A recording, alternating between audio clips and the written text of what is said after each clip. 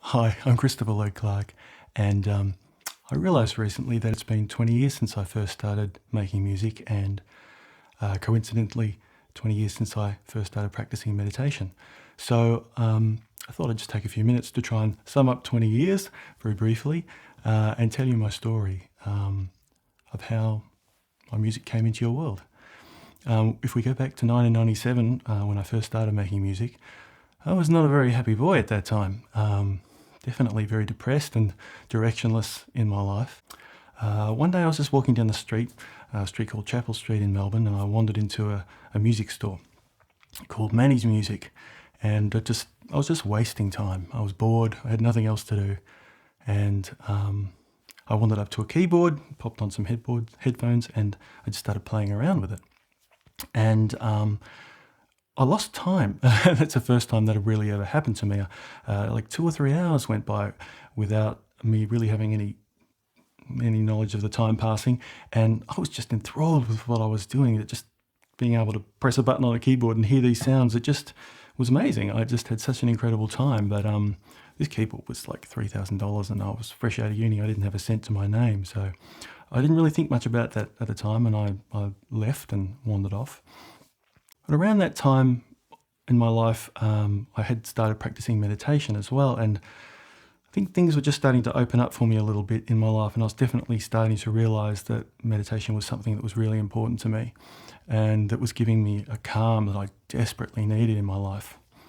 And so one day, well, on a particularly bad day, I was sweeping a factory floor. I'd started work in a family business, and I was just frustrated with the fact that I really had no sense of direction in life and no sense of real purpose.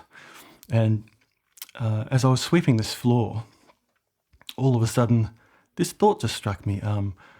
Well, at least you've got a job now, so you could afford to go and buy that keyboard that you were playing around with. And this was just like a lightning bolt moment out of the blue. Well, it struck me in the top of the head. Come to think of it, I had hair before then, so that's maybe what caused that. Thank you very much.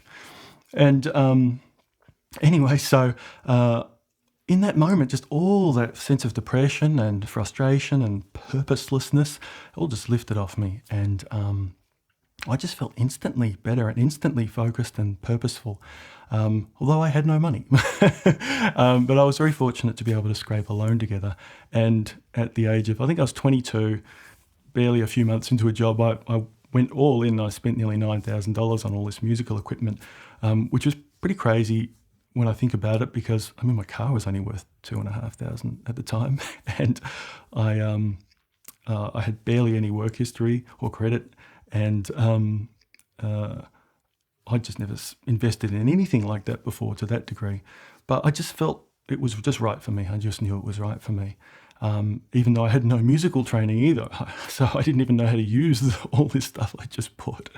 But that was okay. I put myself to it. I did a course, and for the years to come, every day, I'd practice meditation and I would make music. And that was my life for a very long time, and it still is today. And being someone who, is interested in meditation, you can probably imagine I'm interacting with other people who have similar interests and going to courses, and I started learning a lot more about the various healing arts, and myself growing up spiritually, and coming more and more to appreciate meditation and stillness in my life. I guess I went through a long period of very passionate growth, where I was learning Reiki and practicing yoga, reading all sorts of spiritual texts, and studying metaphysics with great passion, and of course, learning more and more about music production and composition over the years. And I didn't really think about it at the time, and I wasn't really even making meditation music exclusively at that time. I was creating all sorts of different styles of music. I just happened to be someone that loved making music and loved meditation and this whole spiritual growth, personal growth aspect to life. And I didn't really have any aspirations to put those two things together in any particular way. And so I just was working in the family business for many, many years, until about 2008, when all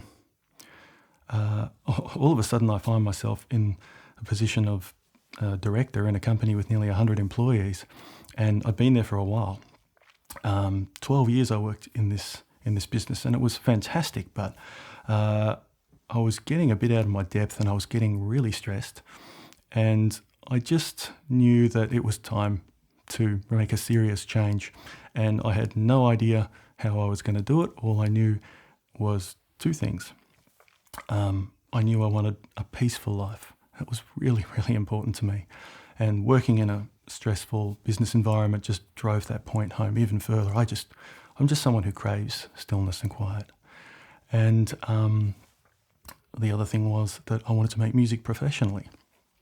Again, I had no idea how I was going to do that. I thought I was just going to somehow magically become a composer of music for film, because I always really liked doing cinematic music. I was able to leave the business, and at the start of 2009, I actually took most of that year off. It was the first time in my life I really had the chance to just stop and settle and just have a lot of quiet time. It wasn't as relaxing as you might imagine, because my nervous system just kind of kicked up a bit of a fit, and it took about 9 months for me to just purge all of this stress from my system and really settle down. So there was this long period of readjustment, and in that time, I started a website about meditation, and of course, every day still I'm practicing meditation and I'm making music. And a point came where I decided, this meditation music that I was doing more and more of is what I want to focus on 100%. And but again, I had no idea how I was going to make a living out of that. And I guess it was just because I was so focused on and passionate about what I was doing that one thing led to another. And as time went by, things flourished. And I've been very fortunate. But in the early stages, in 2009, I didn't earn any money that year. In 2010, I didn't earn very much that year either. And actually got to the point where I decided to sell my house and move out of town, move out of Melbourne, somewhere a bit more affordable, and somewhere also sort of a bit nicer for me, somewhere coastal. So I went to a place called Torquay, which is about an hour and a half west of Melbourne, down by the beach. And that was a big move for me. And it was driven in part by my commitment to staying on this path of making music at all costs. I was never going to go back to an office and give up what I'd started. Fortunately, things really flourished after that. Nowadays, the satisfaction and fulfillment that I get out of creating music that people use to relax and heal and inspire themselves and those around them is profound. It's fantastic. I feel so lucky to be doing what I'm doing. And as the years have gone by, being able to have time and quiet in my life it's changed me on a cellular level.